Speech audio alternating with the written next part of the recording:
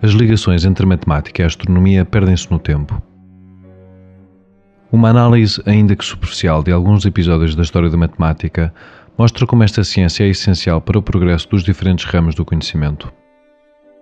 3 astrónomos gregos conseguiram determinar as dimensões dos raios da Terra, da Lua e do Sol com recurso à geometria elementar.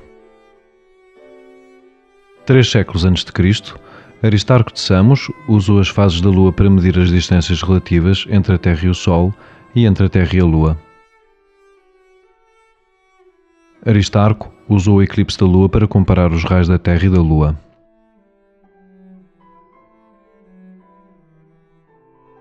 Eratóstenes usou a sombra de uma coluna para medir o raio da Terra.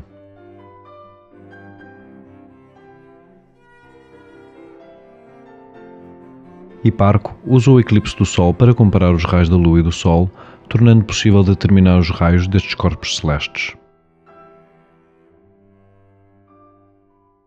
A medição do tempo preocupou também os sábios da antiguidade. Questões como o que é que provoca a mudança de direção da sombra de um objeto ao longo do dia e como se pode tirar partido dessa variação para medir o tempo, estiveram certamente presentes na invenção do relógio de sol.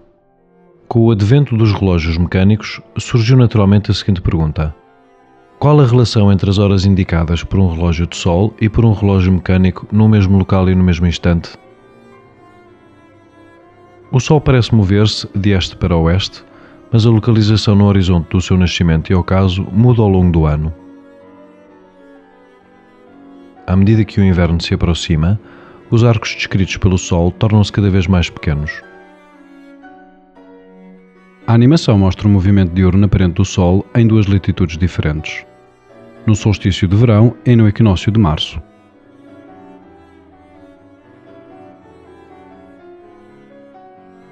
Imaginemos um instrumento formado por um disco atravessado por um eixo perpendicular, que é colocado num local da superfície terrestre com latitude L, como se indica na figura. À medida que o Sol executa o seu movimento aparente, a sombra do eixo da Terra projeta-se no plano equatorial, deslocando-se 15 graus em cada hora, e o mesmo acontece com a sombra do eixo sobre o disco. Marcando no disco ângulos múltiplos de 15 graus a partir da posição da sombra do eixo no disco no momento em que o Sol passa no meridiano do lugar, isto é, no meio-dia solar, obtemos as marcações das horas do dia. Este instrumento é um relógio de sol equatorial.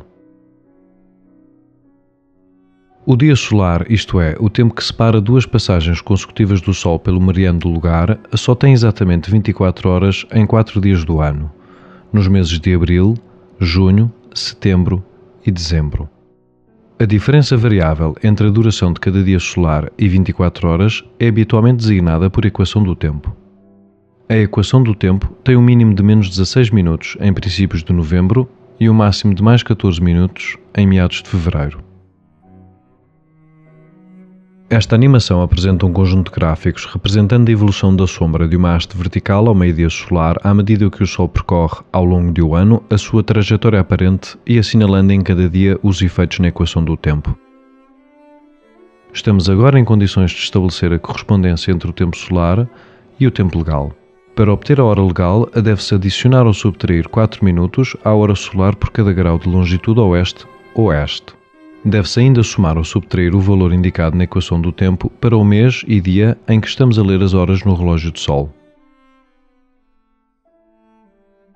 No dia 5 de março, encontramos este relógio de sol num ponto com longitude 7 graus oeste. Para calcular a hora legal, à hora indicada pela sombra do gnómone, 1 da tarde, devemos adicionar 4 minutos para cada grau de longitude.